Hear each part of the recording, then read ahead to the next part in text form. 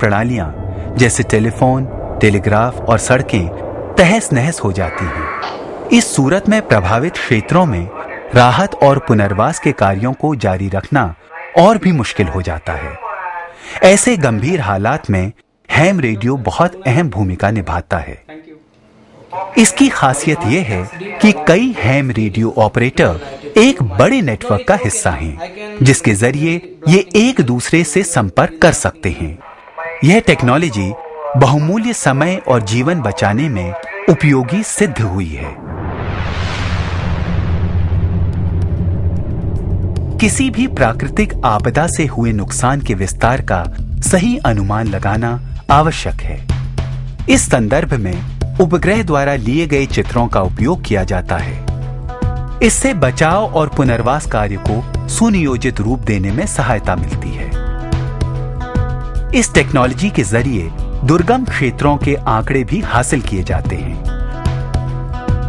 Topographic map किसी इलाके की भौगोलिक स्थिति को प्रस्तुत करते हैं, जिसकी मदद से कुछ प्राकृतिक आपदाओं के असर को कम किया जा सकता है।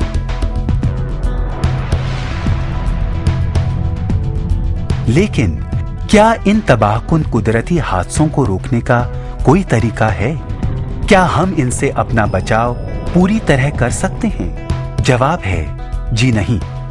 हाँ, ये जरूर मुमकिन है कि हम ऐसे तरीके और साधन ढूंढें जो इन प्राकृतिक आपदाओं के साथ गुजारा करने में हमारी मदद करें। भारत के पश्चिम बंगाल में स्थित सुंदरबन गरान डेल्टा समुद्री स्तर की तुलना में निचले स्तर पर है। इस कारण ये ज्वारीय लहरों और उफनते समुद्री पानी का शिकार होता रहता है। नतीजन कोस्टल इरोजन यानी तटीय क्षरण ने भूमि के बड़े हिस्से को निगल लिया है। इससे बचने के लिए लोग स्थानीय चिकनी मिट्टी से बंध या पुश्तें बनाते हैं।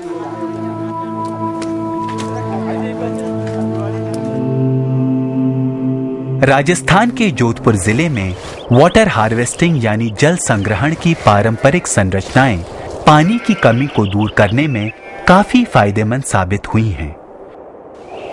उदाहरण के लिए बेरी और टांका जैसी संरचनाओं में वर्षा जल संचित होता है, जो अन्यथा बहकर बर्बाद हो जाता है। जलाभाव की समस्या से निपटने में ये काफी सफल रही हैं। प्राकृतिक आपदाएं हमें हमेशा चुनौती देती रहेंगी। हम प्रकृति और उसकी प्रक्रियाओं को न रोक सकते हैं और न ही सीमित कर सकते हैं। फिर भी इंसान ने इन अनिश्चितताओं से निपटना सीख लिया है। आखिर इंसान प्रकृति का ही एक अटूट हिस्सा है। प्रकृति का सौंदर्य और उसकी शक्ति दोनों ही अद्भुत दृश्य प्रस्तुत करते हैं। हमें इसके सभी रूपों को विनम्रता से स्वीकारना चाहिए।